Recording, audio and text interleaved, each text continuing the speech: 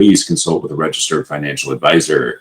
The information in this presentation is for education and information purposes only and should not be considered trade advice.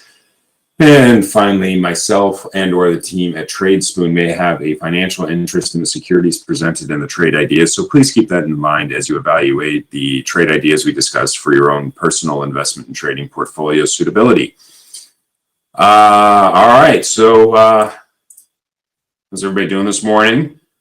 We got a little bit of flight from tech, right? Alphabet earnings came in weaker than expected. Actually got right at the cusp of the big move that I thought seemed reasonable. With the magnitude of the company, this is a huge drawdown in their market cap, obviously, to see this like 7%. I felt that like 190 should be a pretty good floor. We basically, right now, we're toeing around with it. If there's any sort of follow-through negativity here for the market, that may pull us down below that 190 level and actually start to create some, I think, implications for the broad markets. So let's see how this fight or flight response goes for Alphabet and others this morning. We see Apple down this morning, Alphabet. These are some of the bigger movers, and they're big tech, and they're a big part of NASDAQ. And because they're such a large percentage of NASDAQ driven by these handful of companies, generally speaking, when we see Apple have positive earnings, tech just does really well. It's almost 10% of the NASDAQ 100. When Alphabet does really well, tech does really well. It's almost 10% of the NASDAQ 100. So when Alphabet does poorly, down 7%, it has a big impact on the technicals of the entire tech sector, as we tend to look at it with the NASDAQ 100. So if we trigger some flight from others, that could end up having a pretty negative day. But overall, the rest of the world's news seems generally okay. I mean, AMD had bad earnings, Google had bad earnings, Disney had fine earnings. So, a little bit of a mixed bag overall. And we'll just kind of continue to watch and look for potential opportunities out there. There may be, I think, going back to that concept of a fight type trade of a put credit spread in these names, because we still haven't been able to break out of our consolidation area. So we haven't been able to push to a new high with any gusto. We haven't been able to break to a new low from the range with any sort of gusto. Every time we toe those lines, we go back to the other side of the range. So thinking about range-bound type trading and defining the risk in case we do finally burst through to either the downside or the up. Probability of success versus return on capital. And so this goes back to that idea of, I think that there's not a huge amount of return on capital since we're not getting a tailwind of a general market. That comes back to being key. That's where those put credit spreads are all about the probability of success. It's not that I have to see the market go higher. It's that I'm betting it won't go lower, and then looking for names that in particular have stronger support or maybe a little bit further away from that support level that if breached can create liquidation. Then if we do see the market breach, I can actually get out of those trades before they get too negative and wait for the market to give me a sign that the breach, the risk off behavior is over. As an example, if we're going for the upside, if I were to sell a call credit spread, which I haven't been doing, I've been only on the put side, sort of an anti-bearish rather than anti-bullish. I do believe personally that eventually when this breakout of consolidation range occurs, it's going to be to the upside. That's a personal bias more so than a technical driven, but we seem to be getting higher lows and the same highs. So if we're going to keep testing that high point, it seems more of a bullish setup overall. Sort of a minor favor in the bull's hand, but overall, I've been playing more on the anti-bearish than anti-movement side of things. But if you're on the anti-movement side of things, a call credit spread when we're near the highs can be a very valid trade concept, and or just taking off the anti-bearish trades and waiting for a better entry point.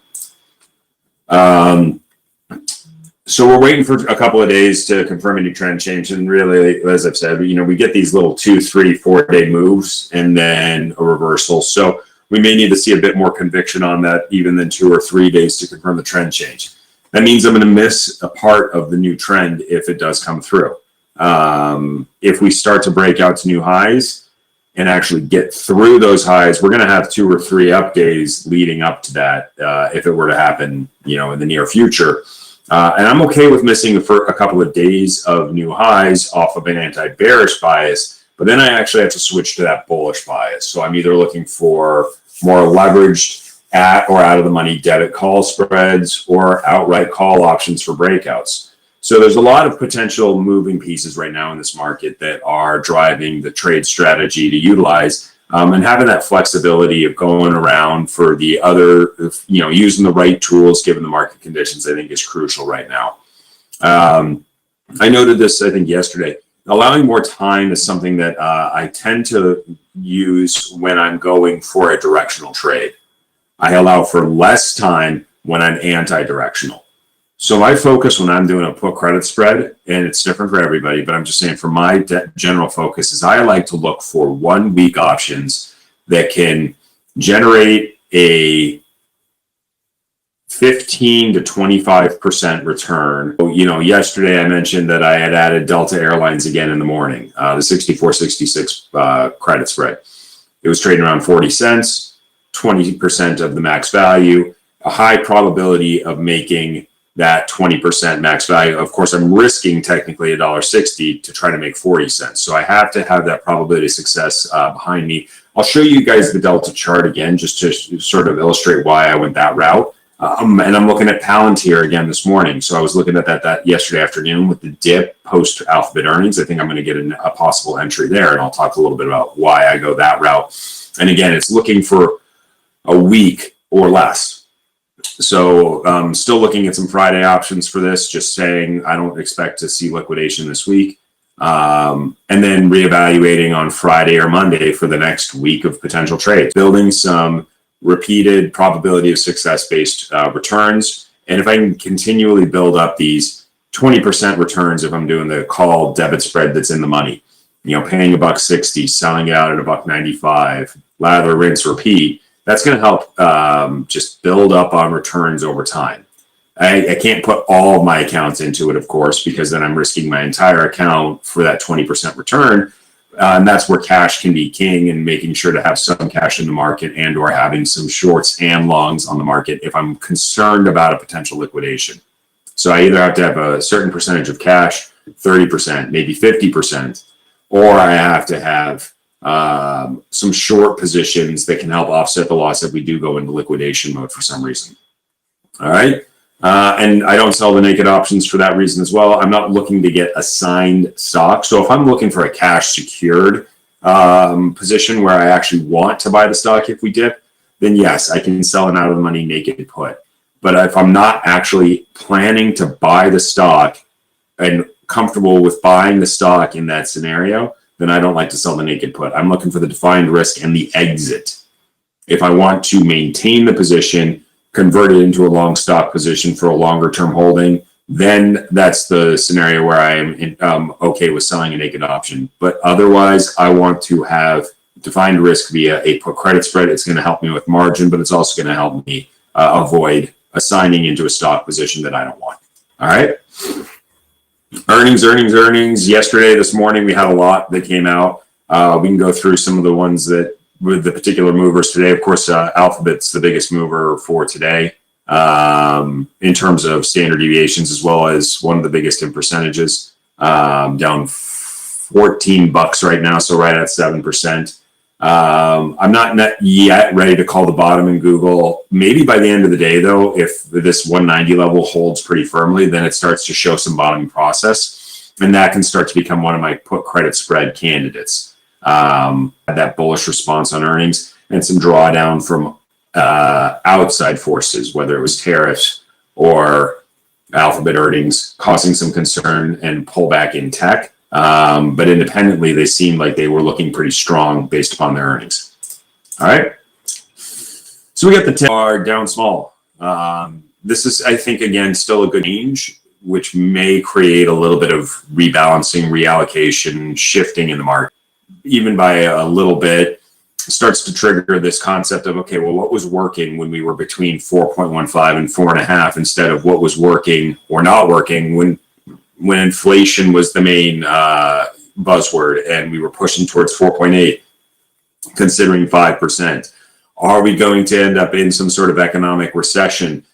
When does that become a concern? I personally think that that's got to be below 4.15, maybe even below 4. But we're right here at 4.5 now.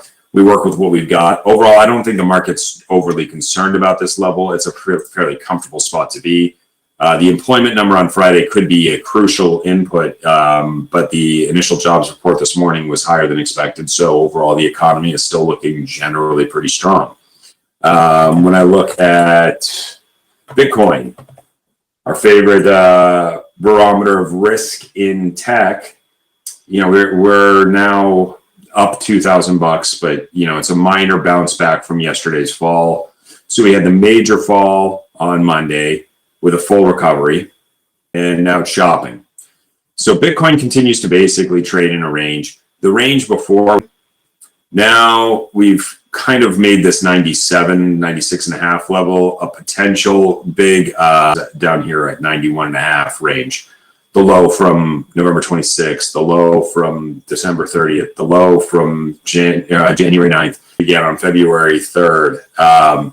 This is my key support level. If we start getting below that, I think we're going into a panic mode in the market, potentially, where people are selling everything.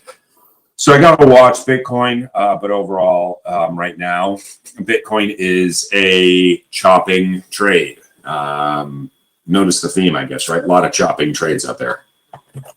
And then the market breadth, stocks above the 50-day moving average. I don't have it live for today, but we're right around. It was a big pullback on the market breadth. It tells me there's a lot of stocks at these inflection points, a lot of them consolidating near the 50-day moving average when Monday's behavior can pull this many stocks back below the 50-day moving average. And then we get this recovery so quickly on even minor moves. It tells me there's a lot of stocks just not moving much for the last couple of months. We know that, but we're seeing it in another fashion here, right? Seeing all of these stocks that are just not doing much. So looking for ways to leverage that kind of market condition. So S&P, recently here we've had this little bit of a dip and then recovery, dip and then recovery, but these are lower lows on the short term, still not retesting the 100-day moving average yet or getting below it even like we did on January 13th. But along with that, we're seeing the VIX at a frankly somewhat elevated level given the market behavior. So 17% is, in my opinion, a bit on the high side given overall market response on a day-to-day basis or a week-to-week basis. We're getting very different pictures of the market. Daily, maybe we're seeing sometimes where we get that 1% move, but on the week, it seems like all we do is just recover the move and end up relatively unchanged. That can allow for some credit put spreads. For the long directional trader, it's a very short-term hit and then move. So it depends upon you can actually get the range that allows for that to be profitable, buying some call options and playing out the recovery for a day or two. Or the alternative is more of a set it and forget it, which has been my kind of philosophy of selling the put spreads when I see the opportunities and then just leaving it with a price alert to notify me if I need to potentially modify my position. So right now, if Delta gets back down $2 from here towards 66.5, then I start to get concerned. But otherwise, where we're at, I can kind of rest comfortably knowing that I'm collecting that data for a couple of days and getting to my profit there, my profit point, excuse me. And SKUDEX this morning showing a little bit of up behavior. So let's get this down to 3 months to get rid of that one big blip. Staying fairly neutral here. I think it's a lot of spread trading. So with SKUDEX up a little bit today and the VIX down, people are likely looking at selling put credit spreads near the through with that philosophy, but we're not in an extreme level of puts relative to at the monies. It's still a very technical driven lack of movement market. Let me see what you got here, John. You're looking back at Google. Yeah, so we are now below that 190 strike. So we talked about this yesterday. If it's under 190, it's a smart play to just sell that 190 put. Now the question comes in, for anybody here, what level am I comfortable buying the stock regardless of the technicals, right? So if I'm looking for the short term, the technicals are my drive, trying to time my entry at the best possible price. Alternatively, I could sit there and look at it and say, you know what, at this current valuation, at this current level, around 190, I would be happy to buy. Well, if I'm happy to buy at 190, I can sell a 190 put or even a 195 put slightly in the money, knowing that I'm getting assigned at prices that I'm comfortable owning the stock. And if the market does start to bounce back, I'm still okay with that. If I want that leverage to the upside, then I don't necessarily want to just sell out and in the money put, because I'm only going to achieve up until I get above my strike. So if I want to own Google for 2 years, sure, I could probably put right now. But if we get above 200, I know I'm called away from my position. So am I comfortable being out of the stock if we go above 200 this week? I probably am comfortable saying that we're not necessarily going to go above 200 this week. There's a strategy called the wheel, I believe, where you sell a put in a stock that you want to own. And if you do get assigned, you start selling calls against it to the level that you're looking to get out for that week.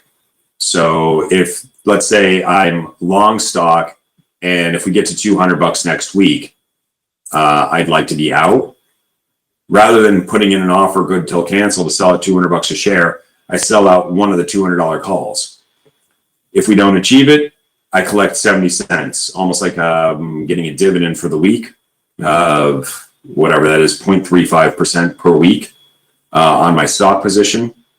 And if we blow through it, I get called away on my stock position, and I reconfigure where I'd like to be buying. If we are to burst through, I need to go back out and either buy the stock or buy a call option as a way to leverage the upside move. But it's for something to just allow their stock to generate some income until they get to the price point that they are happy to get out. So just wanted to note that on there. And since we're speaking on Google, let's go to tech on the chart. So higher lows, while S&Ps had lower lows. DeepSeek was a much bigger impact on the tech market on the whole than the tariffs. And we're still in the middle of this range, now sitting just above the 50-day moving average, right here at the 10, the 20. You just see all this chop that's going on in the market. So my leading indicator on tech is on the weak side. So tech's not taking the leadership role yet for this market. And if semiconductors can start to recover more firmly here and get back into this 260 or even 270 range, it's going to be signifying, in my opinion, a very strong bull market potential for tech on the whole. So we got to keep watching semiconductors as a leading indicator for tech. It has been, generally speaking, but in the longer term here, the all-time high in not small caps, in semiconductors is up around 280. So we've got about a 20% rally that needs to occur just to get semiconductors to a new high, while tech is just a skosh away. So, watching the NVIDIA chart and looking for something there that signifies some greater tech growth is crucial. But, overall, no surprise, at least recently, NVIDIA and semiconductors look pretty hand in hand. And then we had AMD earnings yesterday as well, and they were relatively weak. And you can see a lot of that weakness here in some of the semiconductors. There's a lot of selectivity now in semiconductors. It's not just buy them all. AMD can't seem to figure out what to do right anymore. Peaked back in March of 24, dipped, made a much lower high when the market was making, when semiconductors broadly were making new highs, fell, seemed to be recovering, and then has just been on this multi-month bear trend here that continues with another disappointing earnings. I'm not looking to buy. It's shown no good signs of recovery. Maybe if we get above the 50-day moving average, that's my sign of ultimate recovery. But I think I can use my mental and physical capital, my cash, better on higher probability trade setups. And once that value starts to return to a stock like AMD, and people recognize some sort of shift that makes them more profitable in line with prior expectations, that's when I'm more interested in going for an AMD type trade. We'll do small caps real quick, and then I'll come back to some of these earnings names and what they're doing and how we can potentially leverage them. So small caps retesting the 50-day moving average again. And maybe just as importantly, if not more importantly, 230.5. We've rejected that level over and over again. So small cap, we're not getting through. Financials getting to no high should be a driver for small cap allocation. That looks overall like it is almost imminent here. We're setting up a little mini bull flag. Financials could be a safe sector to look for some allocation that seems to be less impacted, certainly by DeepSeek, tariffs on the whole. So when tariffs started to become a conversation point, we dropped, 1%. Then they went into effect and we got a bigger drop that was just bought up quickly by the market. We ended up almost unchanged on Monday. Since Friday's close, we are effectively unchanged. So looking for some safe names like that, or, as I mentioned, Delta, Jets, we're not finding any sort of follow through on the break here. And it can be a way to look for sector specific concepts that may be particularly attractive. Another one, bug, cybersecurity in focus. CRWD, I know, was added by Vlad yesterday. I think that one makes a lot of sense. It's part of the bug group. Testing the breakout here. It looks imminent to me, but I got to watch this inflection point. If we can't push above 412, we've now made a double top there, 411.30 and 411.54. Technically, somewhat rejecting it this morning. Watching it closely for that, but for now, at the very least, this is not a bear stock by any means.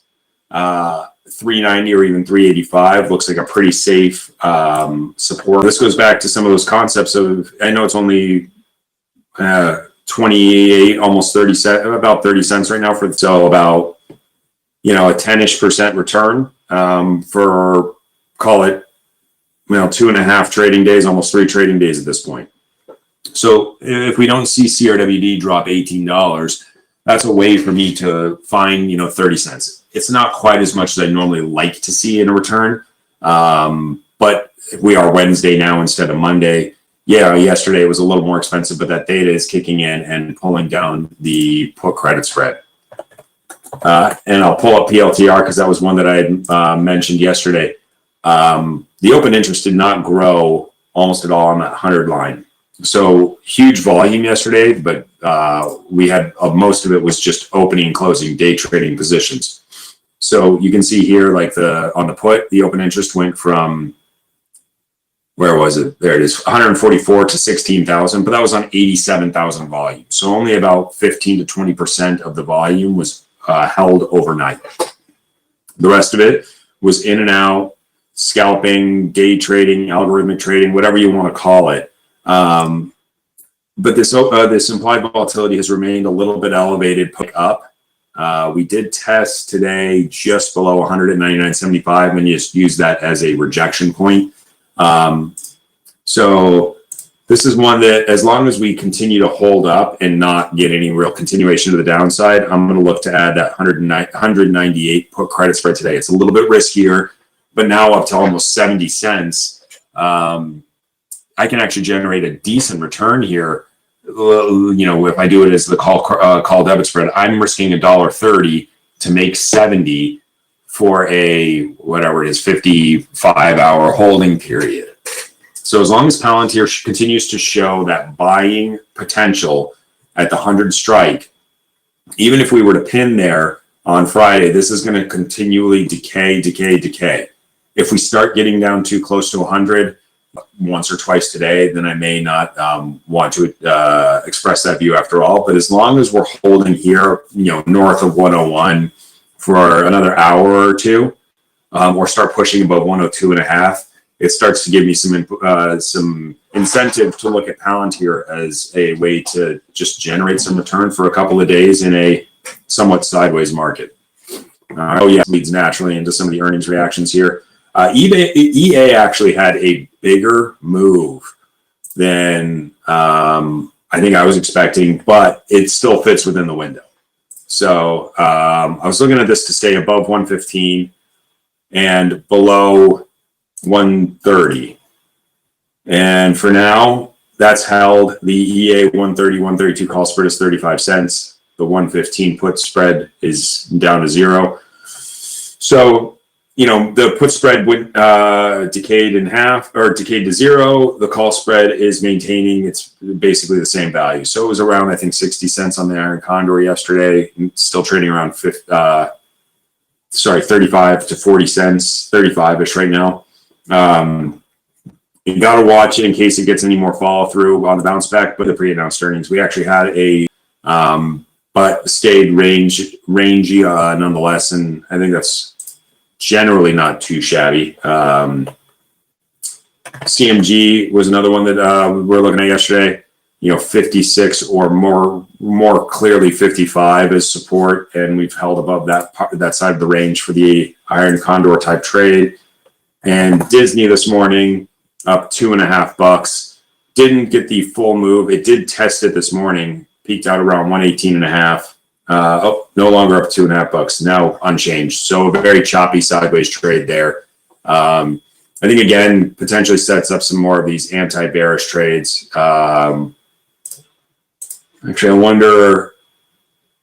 Yeah, I mean a 110, 108 put credit spread for 30 cents looks okay here. And there's not quite enough premium on the upside, but on the dip today, after shooting for staying above 110, the December of 2024 lows, we did dip below it, so it's not quite as strong of support as we're seeing in other names, but there's definitely some logic there for, again, a few percent here and there, looking for some potential to maintain and build up some capital in a otherwise broadly sideways market with some chop on some individual sectors and or some individual names. Again, driven by earnings and then digesting the information. Just an update on BSX. So positive earnings, decent sized move for it for today. The average implied is not showing here accurately today for some reason. But, we had a pretty decent move here of 2.5%. The market was looking for more, but we got exactly what looking for here off of paid. We got the bull response to a stock that's just been rallying into earnings with almost no pullback. Broadly, a very strong setup there, up about 15 to 20% this morning. So I'll take it. Reminder, I always hold till Friday near the close, so hopefully we don't get the pullback. But right now, there's no signs of anything major on a pullback here. 104 is going to be a pretty big key level. If we end up breaching the previous high, then it's rejecting new highs, showing good chops, showing good strength, and good earnings. So I think it's just a hold and enjoy the benefits of a bull stock in a choppy market condition. So for the example of what I was looking at for Delta, I'd been using 66 as my support level. Yesterday on Monday we dipped below it and quickly recovered. Yesterday we were starting to show some recovery, so I added that 64, 66 spread in the morning, the February 7th. It's down to 12 cents now, 13 cents. I don't want to add more to it now. I'm just letting that more likely tomorrow than today. But if we do push towards 70, I'll actually end up out of that position because if we go up, they'll buy that from me. And then I actually consider looking for a more bullish setup.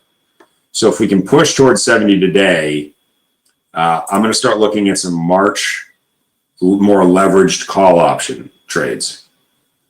I'm not expecting it today. Maybe it'll be a next week trade, but if Delta does start to show some bullish chops and gets that breakout, I start looking at some out of the money calls for a lower probability but higher leverage trade for more people jumping on. The implied volatility is not particularly high by any means. It does have a little bit of potential downside here. It's getting pulled up a little bit by just broad VIX kind of buying, but overall, the structure looks generally good. If you're more of a spread trader, a 70, 75 or 72.5, 77.5 call spread can make a lot of sense. For me, I'd be looking for about a 40 delta call, and if we get it pretty well for that right now. So that's my general approach with delta for now, is my put credit spread until the technicals actually get the breakout, at which point I may want to switch to a more leveraged trade. Let me pull up JP Morgan for you, Ted. So kind of a similar thought process to delta. If we can get through to, what is our number here? 270.82. Today's high is 270.64. So we're about $1 away from the breakout. At the very least, it looks like 266 to 267 should be some good short-term support. And it's a little dicey going all the way up to the 267.5 strike for the put credit spread. I think it's better to, at this point, if not wait for the next potential more leverage trade to the upside. There may be some stall here at the 280 line. Not big open interest in February, but there is a target there for March right now at 280. How low can implied volatility go? Another percent or so. On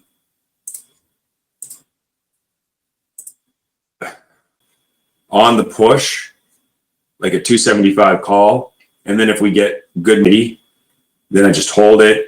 If it looks like 280 is going to create some resistance here with some building open interest there, as a technical level and an option 285 call against my position, kind of legging into a call spread. So sort of managing the expectations as we start to rally. But if financials on the whole are getting into a breakout zone and JP Morgan's getting into a breakout zone, I don't mind just owning the call. It's a personal preference on whether wanting to reduce the expense and setting a little bit of a cap on the return of saying, well, 280 or 285 is enough for me to take my money and walk. All right. So I do think that JP Morgan looks broadly bullish here. A lot of the big banks do, right? Goldman a little bit behind it, not quite ready for the breakout. Bank of America a little bit behind it. Morgan Stanley a little bit behind it. I think Wells Fargo. Yeah, Wells Fargo had the breakout yesterday and is holding that. So another good was Capital One. Now a little bit behind still. Visa has been a beast. A lot of the financials all look, at the very least, as a strong anti-bearish candidate, with some of them, JP Morgan probably in the lead there as a good breakout candidate right now. And to note, I am long Regions Financial. So the regional banks have been lagging, trading a little bit more in line with the IWM, but slightly above the 50-day moving average. Also looking at a potential breakout. Of course, we do have some resistance above since we're not at all-time highs. But if those start to get in focus for people looking for some value within financials, I had added Regions Financial. I think it was on Friday. So the Monday pullback definitely hit me a little bit here, but I've got time on this. So I went out to March. I'm in the 25s. I'm down a little bit here on this, about 25, 30%. And looking for that potential pushback towards and through the 50-day moving average that has been, I got to keep watching it, but at least we're continuing the recovery after the Monday dip. EA. Nice. So, yeah. So that's done now. Nice trade there, Fred. I can't say for sure that we won't go through 130, but it looks, at least for now, like that's going to hold. We tested it slightly above it before rejecting. So I don't think anybody ever would fault you for taking the money and running. So nice trade. good. Congratulations to you. I mean, it reminds me a little bit of American Airlines on the other side, where I held it for an extra 2 days to try to get a few extra pennies out of it. And I ended up closing it for 8 cents. They had there was the earnings, and I was short the 17-16 put spread, and I had to hold it through to expiration on the 24th, where it was getting a little dicey there. Got all the way down to 16.55, closed at 16.96, and I got out around 16.92. So an okay exit point, but it was a lot easier on Thursday, taking the money and running when we had the bounce back. So I got to sweat a lot more for no real benefit. So I certainly don't fault you for deciding that was a good enough return here. And we did actually sort of chop a little bit before breaking further in American Airlines. Just to note, as we look at like Delta right now, still hanging at 68. I'm not worried about that yet. Again, if we get down towards like 66.5, I start to wonder if I have to make an adjustment on that. I should pull up eBay here. We're breaking out. So we had the breakout move on the partnership with Meta, the pullback, the somewhat muted response to OpenAI announcement, which I remember if it was there or no, I think it was here on January 23rd. A little bit of follow through, some consolidation and breaking out. I've been holding this for a little bit after some of the follow through. Not a full position on it, but right now on the trade, it looks like it wants to get back towards 70, another $1.50 at the very least. 66 is a short-term floor. It's not quite enough premium in that side to go for the anti-bearish in eBay. I may rotate for a call spread here now. Just, maybe sell a 70 call for February 21st. I usually prefer a little shorter term on the credit side of things, but it would line up okay for my trade there. And if we push through 72, it just naturally pulls me out of my position. So I'm going to look at that today just to maybe rotate into call spread instead of calls. But overall, eBay looks actually pretty strong today, and I like that setup. 2% today, so about a 1 standard deviation move. If we get to $70, I may look to just exit. If it doesn't look like we're going to get to that, then maybe I sell a 70 or 71 call against my position today to effectively buy or right what's quickly turning into a stock alternative trade. So that's pretty, I'll take what I got there. What else did I have on my watch list that looks interesting? If not, I'll go back to my written list right here. So people weren't quite as convicted anymore on some of these, on the power and the pipeline names anymore. But now it's testing a potential move here. Getting above 57 does start looking like it's setting up for a move back towards 60. Kind of one to watch here more than anything, because WMB options tend to be pretty cheap when the moves are happening. When we get a real trending type move, I can get into some, maybe 58 calls for around $1. It's a potential double move to 60. And if we get real bullishness again, people get excited about these names again, the WMBs, the One Oaks, and the others aren't really following suit here with One Oak, are they? KMI lagging. It looks like WMB is kind of the first mover here.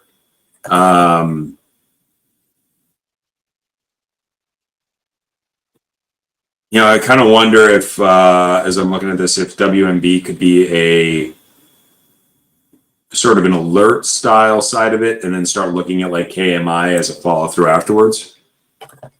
Look back at that. what you got on Uber here? So earnings, it's going to test, it's trying to test out this 64 type level, maybe 63 and a half. So rejected the 200-day moving average again. We chopped around the 100 and 200-day moving average back in November and early December, fell down, tested it from below, retested it, earnings a little bit disappointment. How much premium do I have for a day? Or for the couple of days? Nah.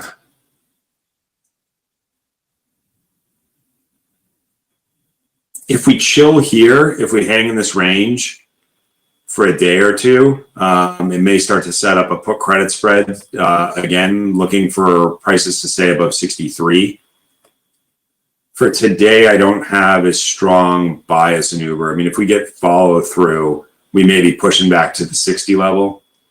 But if this shows as a good support level and stable, I can look anti-bearish, drifting higher. I can wait and potentially see if this can break through with potential resistance here around 73 and a half, 74. So a long ways to go, though, before I start to get a more bullish signal. For now, looking for it to potentially set up an anti-bearish and maybe even an anti-bullish, more of an iron condor.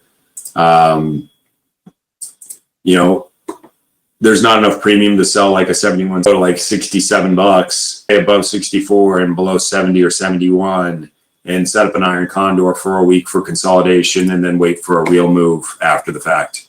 But for now, it looks like kind of a questionable mid-range, but I'm not sure I want to define my risk down to all the way to, down to 62 is just not enough premium to justify much with the iron condor or with the put credit spread. So I want to wait for a little bit more, a tighter range that I'm comfortable with to collect some real premium on an iron condor or a put credit spread there. For now, it's not a massive move on their earnings, kind of in line with the normal expectation. We were expecting 8%, we're down 7%. So, it's the flip of a coin and moved almost exactly what people were looking for. We'll see if we just bounce off of it and hold 64, though, and then maybe tomorrow or this afternoon, there's a put credit spread trade there. Probably more tomorrow than today, to be honest. What's our aggressive power trader names for today? We got ADP. It's been on a general bullish run here for the last few weeks since mid-January. Resistance around 310.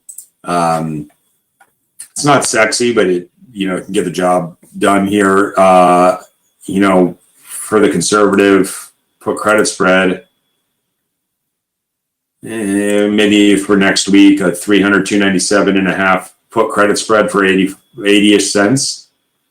It's a week and a half, but 300, barring a market liquidation mode, that should continue to hold. Too attractive, though. Cisco's got earnings next week, a week from today. I think I'd hold off. It should have some resistance at 62 and or some profit taking ahead of earnings. If it pushes through 60, the previous highs before earnings, then good on the bulls, but I don't love getting in there yet. How about F5? Positive earnings, pulled back, setting up the bull flag. This looks the most attractive to me from a technical perspective. I mean, the AI knows more setups than I do on this stuff, but because it has its all of its inputs that it visually on the technicals, but I think FFIB looks probably most attractive of the three today. We'll likely have some resistance at 308, but generally strong earnings, a little profit taking, and then potential for follow through here. So if you're looking for one of the aggressive power trader names, I think FFIB looks perhaps the best for today. BSX holding up fine. That's good to see. All right. Earnings today after the close. We've got a handful of potentially interesting names. Ford. So normally about a 6% mover. The last two earnings have been on the larger side, right? So we're pricing in more like the last two earnings than we've seen over the last 2 years. We did have a couple of very small movers in there. 6% is 60 cents. Very hard to do anything. It does line up for the previous low, 60 cents down. 1075 is kind of in no man's land. But, you know, I'm not looking to sell a $9 put for 3 cents. If I wanted to try to stay in the range, I guess I could sell the 9.5, 9 put spread for a dime and sell the 11, 11.5 call spread for 7 cents. It's such a tight range trade. Yes, it is collecting 30% of the max value of the spread, a dime plus 7 cents, 17, so 34%. But I don't normally like doing iron condors and $10 stocks. It just ends up being too much in terms of, you know, I still have to pay the same fees and things like that for trading 2-cent stocks or 2-cent options as I do for $2 options. So I don't get a ton of leverage with that. Qualcomm might be a little more interesting. 3 and 182 on the broad range. Again, a 6% type mover. Last earnings was nothing, 0.05%. But 6% is about $10. And that lines up with the previous high. 161 on the downside lines up with the low prior to the dip in November and December that got below it.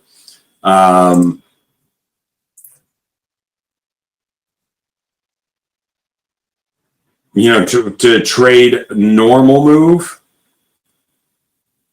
I could look at staying above 160 and below 182.5. There's not a strike that's lining up for a pin. You know, conservatively, I could go one more strike out, collect 40 cents for the 157.5, 155 put spread, collect 37 cents for the 185, 187.5, so about 75, almost 80 cents. So a little over 30% of the max value.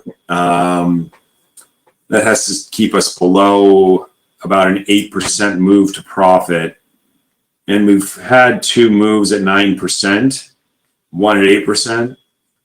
So a little bit dicey on that, but maybe the best I see here given the overall setup. And then O'Reilly, $1,300 stock, not necessarily everybody's cup of tea, sitting at all-time highs. It's like a 4%. Earnings was a big old nothing. But 4%, you know, that's $50. So 1,400 on the upside, 1,290 on the downside, right at the previous high before this breakout from the December 16th high. You're not going to see much in options. There's no weeklies. I tend to avoid O'Reilly, but just to note, I mean, 1285, 1290 could be a target zone, but without weekly options, it's a little harder to achieve the full premium collection from either a butterfly or an iron condor. And I don't see anything to give me high hopes for like a 2 standard deviation move where I'd want to be looking for a bigger, more leverage trade there. Tomorrow morning, we got Eli Lilly testing the 200-day moving average. Normal earnings is right again, 6%. Again, about $50. 790. Yeah, I see more support around 750. On the upside, it would be 890. Maybe there's something there, 900, an even number. You know, some open interest at 900. Nah, I think it's more of a pass here. Roblox has been performing really well heading into earnings. It has just been on a tear. If they disappoint on earnings, this could be one of those big fall downs. It is a like 15, 16% move. We have this like alternating scenario where we get 11% some earnings and 22% the others. So which one do we want to bet on? Right now, the market's betting on the 1 standard deviation, sort of the smaller move, the 12% range. 12%, you know, $15. That puts us down around 60. The options showing, there's decent open interest at 60. It's a pretty cheap fly. If I wanted to target that 60, that move to $60, that's 20%. So if I want the big move, I think that's there for Roblox. The small move, just maybe not there. 11% is only going to give me $8. I think the $14 trade with the open entry is a more attractive setup, but it is not. I mean, it's a low probability, high payout event. To go for it, I think if I wanted to go for it, and I don't think I will personally, but if it seems attractive to you, maybe a 64, 60, 56 put fly is a quarter. And then looking at 80 potentially on the upside. Now you got to go a little higher, I guess, to get symmetrical. 85, the bigger open interest there. And then similarly going like 81, 85, 89. It's going to be 240. Time credit. That's going to be a little bit more expensive, maybe around 60 cents. Interesting seeing this is a buyer of these 90 calls today. Right at value, but looks more like a seller. So somebody is selling trade, it appears. Maybe so the market must be a little bit short on the upside. The market makers maybe short these 85s, just getting some protection there. Oh no, this is slightly bid. So they were buyers. So you can see here that there's a little bid up on the implied volatility. So this is the kind of that benefit of seeing some of the implied volatility, the midpoint on the screen here. So this mid IV tells me that this is slightly bumped up, which implies that the market makers have been selling this specific strike, so showing a slightly higher bid and or a slightly higher offer, trying to squeeze out an extra penny or two in their sale against. So we do have a little bit of, and now it's starting to clean back up, but a little bit of action here in Roblox. Looks like people are bullish. I don't know that I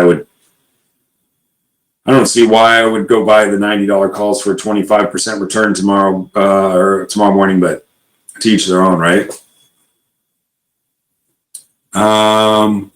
William, I actually have not done anything in HIMS. Let me pull it up. So HIMS and hers. Wow, nice breakout on January 31st and just getting good continuation here. See what there's no earnings for a couple of weeks. The implied volatility, that's the earnings implied volatility. Historical has been about 60%. What are the short-term options here? 90%. Yeah, this has just been rocking, huh? But still showing low realized volatility for, 90% means that we got to move like 5.5% per day on random walk behavior. So basically today's move was effectively priced in magnitude on this market.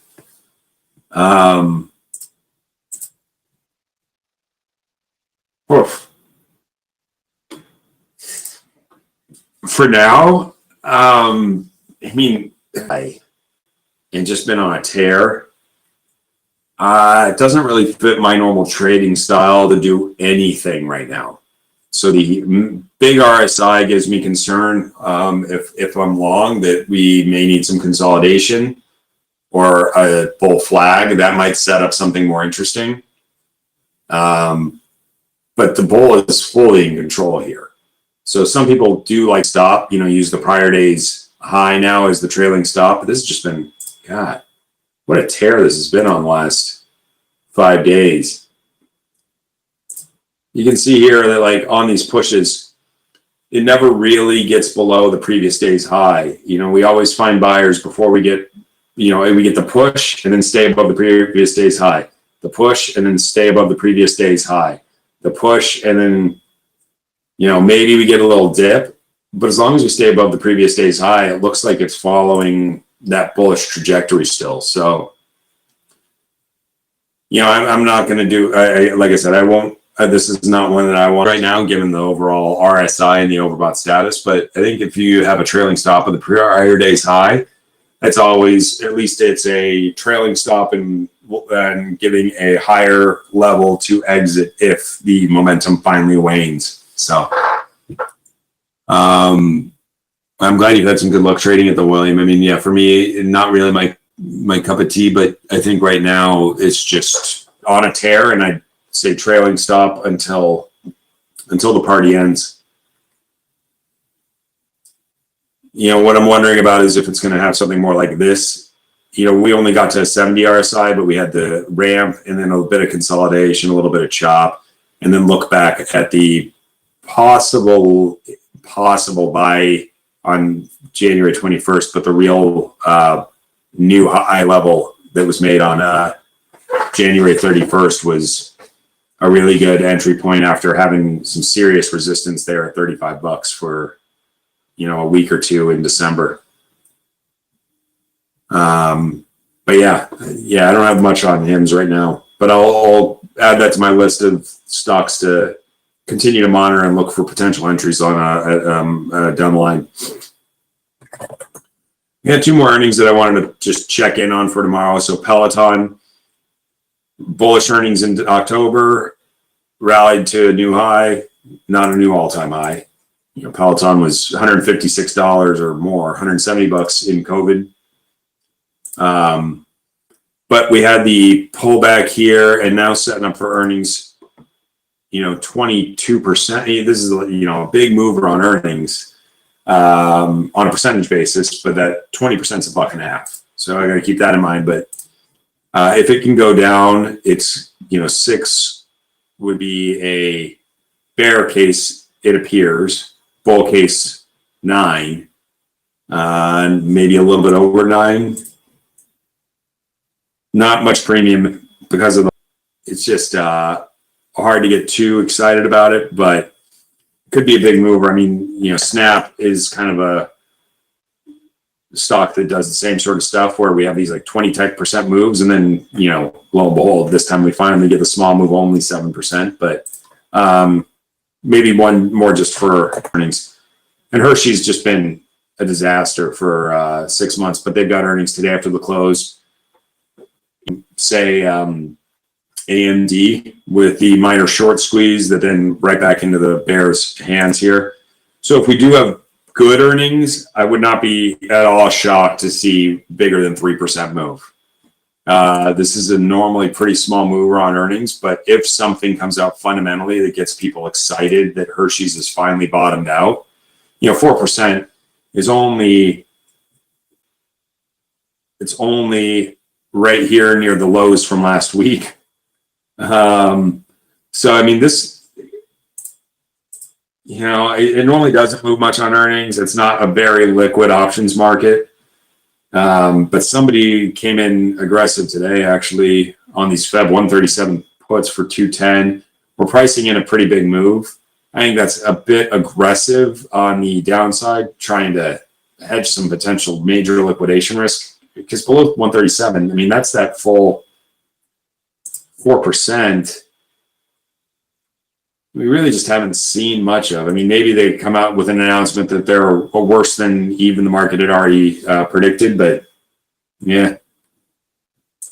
To me, that seems like we're pricing in a very large move for a stock that normally doesn't move, and I get that we're at a major low.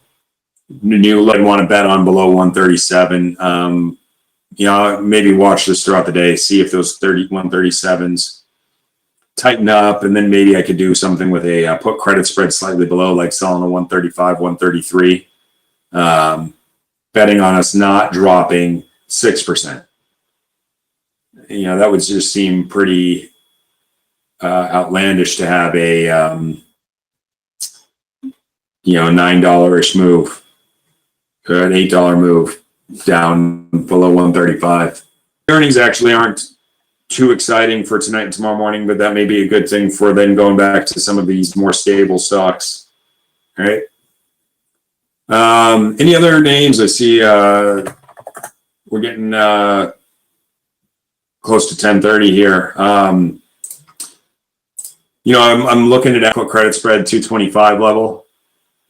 You know, we had bullish earnings, dipped on tariffs. 225s, you know, we didn't quite get to 225. That's been holding pretty well. 225, 222 and a half put credit spreads about 40, 45 cents. That doesn't look too bad for me for right now, nor does that previously mentioned Palantir. And now that we're back above 102, I think I like this 198 put credit spread, 55, 60 cents range. So it's a little less premium than it was this morning. Right around where it was yesterday. I think it was around 60 cents when we were looking at it yesterday near the close. I think that's, for me, probably my favorite new trade for today that, yeah, I'm going to pull up here in a few minutes now that we're bouncing back off of these lows and showing 100 as a rejection level overall. That looks pretty attractive to me. Yeah, I'm sure that that's a big part of it, Fred, is the cocoa prices. KC, is that stock or are you talking about coffee?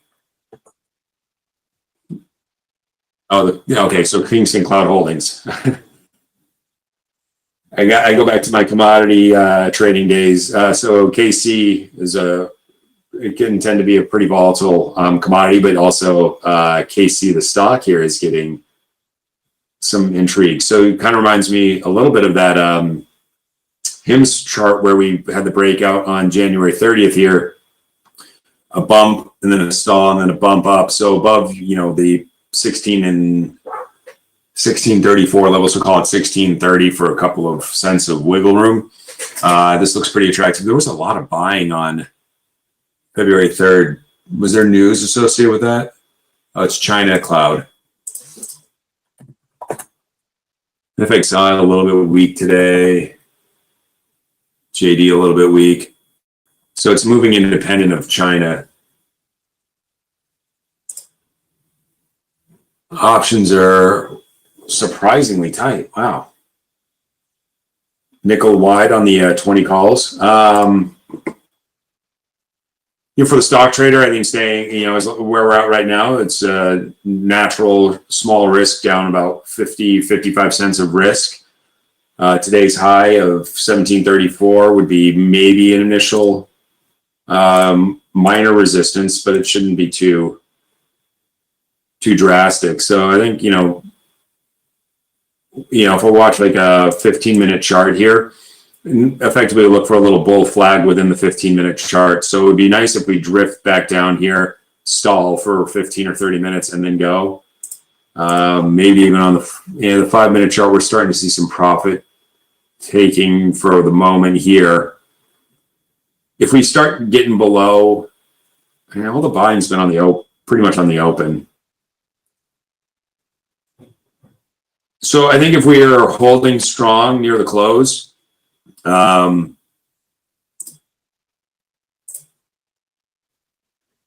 on the open, we'll see if that continues entry point. But yeah, again, I think if we get below about 1620, it tells me that for today, maybe this momentum has waned, but a lot of the buying is right on the open. So I wouldn't be surprised to see a little pullback intraday. But got to watch for potential on the, you know, it's almost a buy on the near the close today and sell near the open tomorrow. Not on the open, not like a market on open sell, but look for a profit taking spot and then lather, rinse, repeat until the new buyers are done. So move may be done for today. JP Morgan is moving now. Yes, it is. All right. So, I mean, I think going out, looking at 280 as a target zone.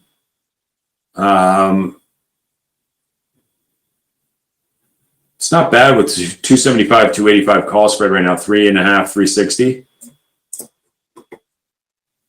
We are right at that previous high. You know, we're a matter of 30 cents away.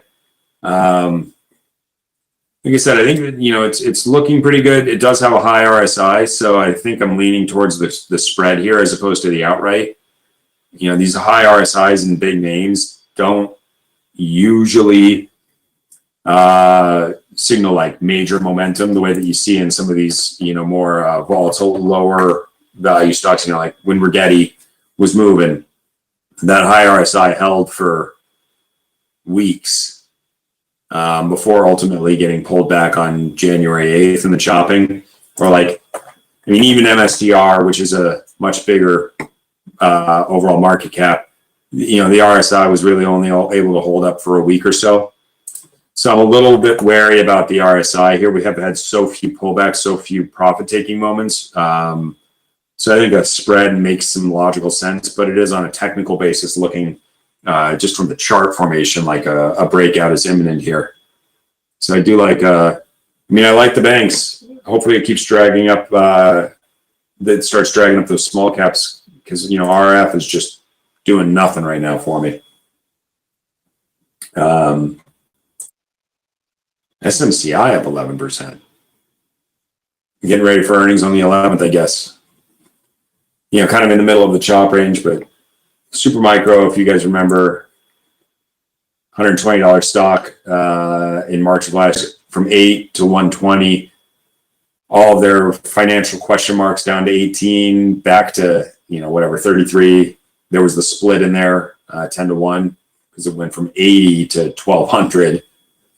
It's more accessible now, but I think after earnings might be a little bit more of a prime time to refocus on that one.